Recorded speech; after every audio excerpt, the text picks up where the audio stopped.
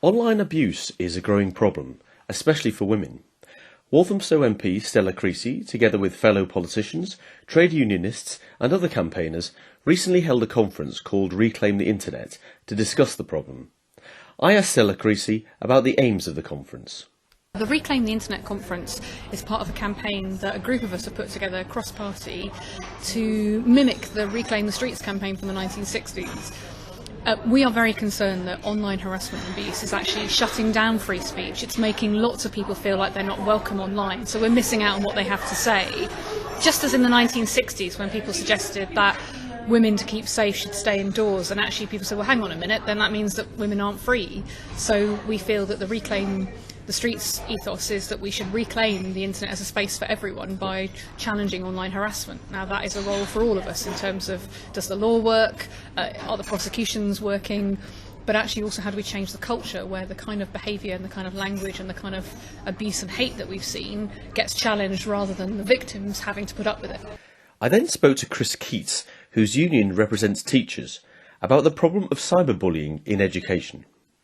Well, the NASCWT has been pleased to sponsor this conference because teachers and school leaders are actually victims of online abuse, but also they have a responsibility for trying to protect children and young people and raising awareness of the issues. So for us, this has been an ideal conference to get together with other organisations to look at those wider issues and what kind of measures can be taken that can actually help all people who are victims of online abuse.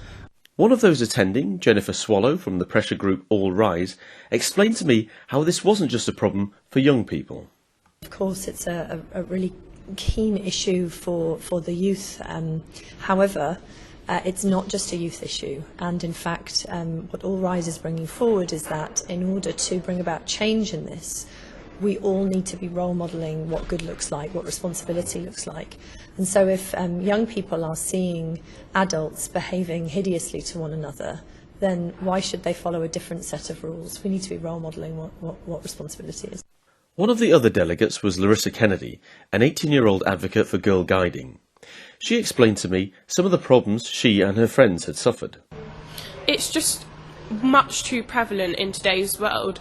It's that girls are on a daily basis receiving these threats and they don't feel that they can speak out online, and that's a real issue because then girls are being abused and silenced and they're not getting that platform to speak out. Well, I think it's really the fact that it's just so widely a problem that is why it's such an issue. Personally, other advocates and myself have received threats online, but it's the fact that so many girls feel that it's an issue that I think is why people are starting to take notice of the fact. I think it's just people who are misogynistic, racist, and they don't feel that girls and young women should have that space to speak out, so they attack you on a personal level when that's not what you should be doing when you're trying to have an open discussion and an open debate online.